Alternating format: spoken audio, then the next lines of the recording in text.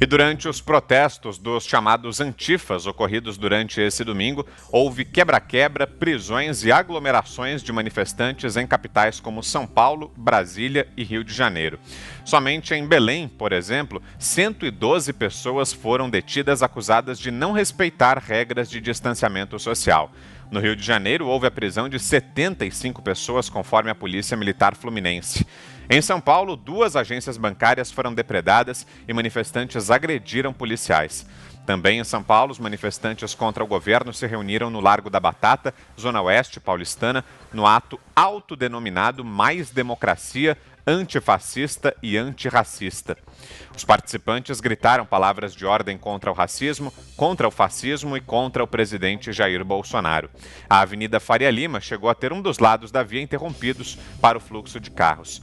Na região de Pinheiros, os policiais foram obrigados a usar bombas de efeito moral e balas de borracha para dispersar a multidão.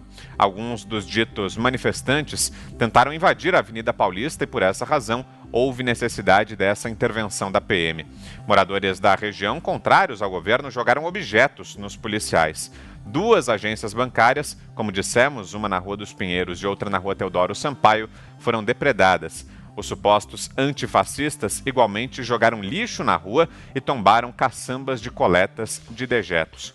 É com esse tema que a gente começa então o nosso programa. Deixa eu conversar aqui com o Augusto, com o Zé Maria, com o Fiuza sobre isso. Ô Zé Maria, estivemos juntos ontem aqui, inclusive, nessa cobertura aí sobre as manifestações e não deu outra, né? Assim como no final de semana passado, em muitos casos, em várias regiões, aqui em São Paulo principalmente, tudo terminou em violência, Zé. Olha, Vitor, é uma manifestação importante. Eu acho que entenderam ali alguns setores de que estavam perdendo a possibilidade das ruas, porque todos os finais de semana os defensores do governo do presidente Jair Bolsonaro estão se apresentando aí pelo país inteiro, inclusive aqui em Brasília, todos os domingos, né, dando apoio ao presidente. Esse grupo fez aí um X-tudo, né, que é aquele sanduíche que tem tudo, e colocou ali bandeiras que qualquer um iria para as ruas, por exemplo, antirracismo, antifascismo, pró-democracia. Quem é que não embarca em pautas assim? É evidente que sim, né? Agora, manifestação não é exatamente depredação e não é arrebentar com patrimônio público e provocar violência. O homem que jogou tinta vermelha aqui no Palácio do Planalto está preso e vai responder por depredar patrimônio público, pode pegar até 3 anos de prisão, além, evidentemente, de repor os mármores do Palácio do Planalto. Isso não é manifestação, isto é agressão, isto é confusão. Não me venham, olha, Vitor, Augusto e Fiuza, não me venham comparar ali manifestações, né? Porque houve não convocação, mas uma desconvocação de aliados do presidente Jair Bolsonaro neste domingo. E uma desconvocação compreensível e inteligente, porque ninguém quer começar aqui no Brasil uma guerra civil e agressão entre correntes. Aqui em Brasília, Vitor, a esplanada dos ministérios foi dividida ali por um cordão humano de policiais para evitar exatamente esse confronto, né? Em maior número, os que protestam contra o governo do presidente Jair Bolsonaro, mas os defensores do presidente e do governo estavam lá, desceram até a Praça dos Três Poderes, mesmo com o presidente dizendo para não fazê-lo, de que neste final de semana deixasse essa manifestação. Não houve, portanto, uma grande violência aqui, mas essas pequenas violências, que isso é endêmico nesse tipo de manifestação. Portanto, é um desespero do grupo que defende, inclusive, um enclausuramento, sair às ruas, né, participar de manifestações que criticavam, para tentar ocupar ali. Agora, isso aí é uma salada, né, um X-tudo, né, um grande misto de coisas que ninguém compreende, ninguém nem sabe como é que isso foi montado. E antes de te passar, Fiuza, daqui a pouquinho a gente vai falar um pouco mais sobre esse episódio aí de Brasília que o Zé Maria mencionou, né, de um homem que jogou tinta vermelha ali no Palácio do Planalto. A gente vai tratar disso. Antes, queria ouvir você sobre esses protestos de ontem aí que de novo terminaram em vandalismo. Fiuza.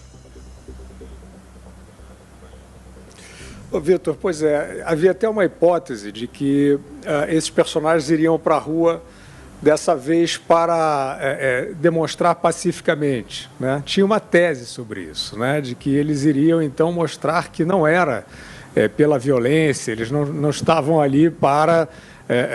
eles estavam pela democracia, porque é uma contradição essencial. É uma contradição essencial. Você está dizendo que você está saindo contra o fascismo, pela democracia, e você está saindo para quebrar, né?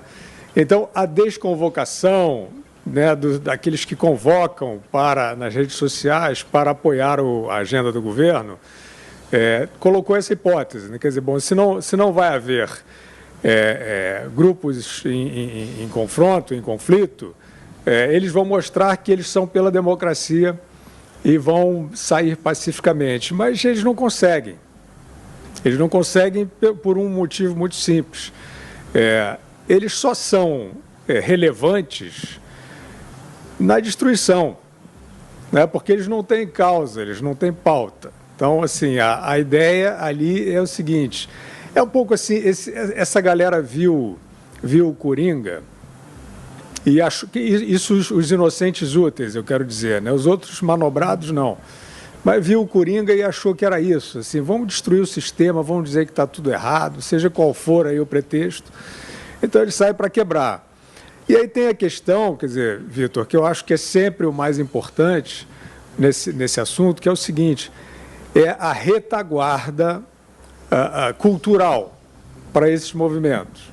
Quer dizer, eu acho que o tratamento que eles recebem, na maior parte do noticiário, né, dá para dizer, alguns veículos de grande imprensa, que tratam esses personagens como manifestantes pela democracia, personagens que estão sempre visando a violência, é isso que alimenta esses personagens.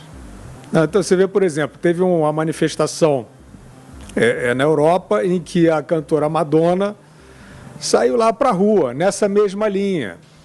Pode ser, eles podem alegar que é contra o racismo, eles podem alegar que é contra o Trump, que é contra o Bolsonaro, que é contra os bancos, é contra qualquer coisa, é para destruir. E aí foram questionar a Madonna, mas e o Fica em Casa? Né? Não faz parte, né? Essa reação não faz parte aí das pessoas que advogam o isolamento. Ela disse, não, eu tenho o corpo fechado. Eu posso vir porque eu tenho o corpo fechado, não vai me pegar, não. Então, eu acho que o principal, Vitor, aí é o seguinte, é uma hipocrisia gigantesca, é uma contradição frontal com a suposta ética desses personagens de Fica em Casa, e a cobertura disso aí não está refletindo essa contradição. Está chamando, principalmente, de manifestação pela democracia. Fala, Augusto. O discurso é meio complicado, né? Eles têm de conciliar coisas inconciliáveis. Por exemplo, o Boulos estava chefiando uma das manifestações. Ele chefia o movimento dos trabalhadores sem teto. Quem não tem teto não pode fazer isolamento.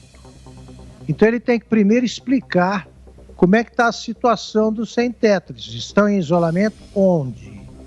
Eles invadiram alguma casa para fazer isso? Ele não sabe explicar. Ele era um dos que criticavam, os que saíam de casa. Agora ele sai em defesa da pátria. Ele não sabe o que dizer. Na verdade, o que unifica essa turma aí, grosso modo? Todos eles querem o fim do governo Bolsonaro. Mas eles não têm como explicitar isso aí, porque não sabem a que atribuir, né, o movimento. Sim, vamos tirar por quê? Porque ele é autoritário, porque ele é contra a democracia. Tá? Então você começa a diluir essas palavras de ordem e você cai nessa salada mista enlouquecida. Né? Então você é contra o racismo, você é contra o fascismo, você é a favor da democracia e você não sabe bem o que você está fazendo na rua. Porque eles não ousam dizer qual é o real objetivo. Que é isso, é até tirar o governo. Tirar o governo por quê? Porque nós não gostamos do governo que foi eleito, do presidente que foi eleito das urnas. Eu estava vendo na sexta-feira o Fiuza comentando isso aí, quer dizer, essa história dos 70%. Isso é o fim do mundo. O sujeito se baseia numa pesquisa, aí confronta com a votação que o Bolsonaro teve junta com os insatisfeitos, os que se abstiveram, e vai fazendo contas que mostram que 2/3 do país querem a saída do Bolsonaro. E aí na rua você tem o quê? Gente depredando patrimônio público, depredando lojas. Então, toda manifestação desses que se intitulam esquerdistas acaba assim, sempre. Os black blocs surgiram com eles, os depredadores continuam com eles, e eles não podem dizer a mesma coisa das outras manifestações, que seriam promovidas pelos supostos fascistas, né? Aquelas deveriam acabar em violência, e não acabam. Agora, me espanta também a tranquilidade, a fleuma dos colunistas que estavam fanatizados pelo Fique em Casa.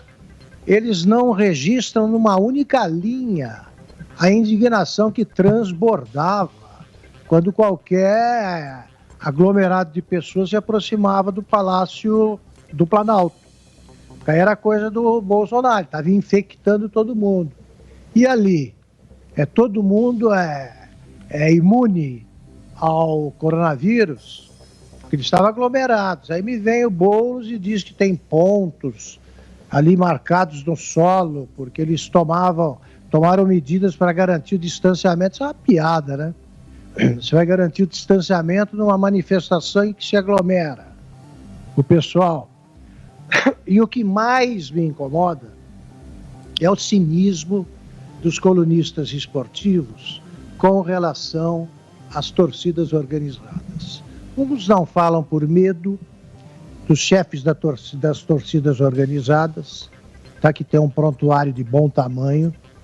Outros não falam porque são aliados cafajestes, né? Convém agora ter o apoio dessa turma. Agora, olha aqui, eu vi um vídeo da última manifestação das torcidas organizadas, aqueles caras, né, brutamontes, como se dizia antigamente, os caras de braço dado e gritando, eram da Gaviões da Fiel, gritando assim: a gente gosta de matar porco, de bater em porco. Porcos somos os palmeirenses, né? Poderia ter sido o contrário. A Mancha Verde é igualmente violenta e poderia gritar a mesma coisa para provocar os companheiros de luta pela democracia. Vai vendo. Aí os colunistas escrevem assim: eles também são democratas, têm o direito de se manifestar pela democracia. Primeiro, começa em casa.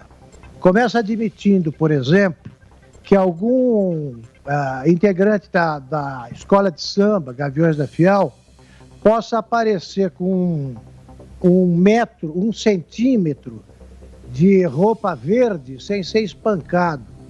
Para quem não sabe, quem aparecer com a cor verde num desfile da Gaviões da Fiel é expulso e apanha. Apanha.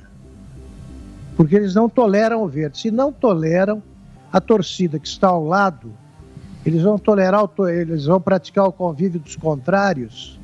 Eles odeiam a democracia. E ficam aí os colunistas que sabem disso, escrevendo isso daí com o maior cinismo. É o povo. É nada. Essa turma aí, se você der uma grana ou ingresso para jogo de futebol, eles te seguem. Todos vivem de pagamentos providenciados por cartolas malandros. Nenhum ficou indignado com a construção do Itaquerão, que foi a tremenda maracutaia envolvendo Lula, Odebrecht e a diretoria do Corinthians, por exemplo. E tudo que eu estou dizendo sobre o Corinthians se aplica ao Palmeiras. As torcidas organizadas esvaziaram os estádios do que eles tinham de mais belo em jogos de futebol, que era a presença das duas torcidas. E me vem falar em democracia. Então tá aí, já estão todos divididos, brigando. A turma do manifesto, dos manifestos, já foram 5, não apareceu. E nenhum tem coragem de gritar fora Bolsonaro. Então aí fica essa lambança. Aí a imprensa tratando como se eles fossem aí os heróis da pátria amada que vieram salvá-la do perigo fascista. É muito cinismo,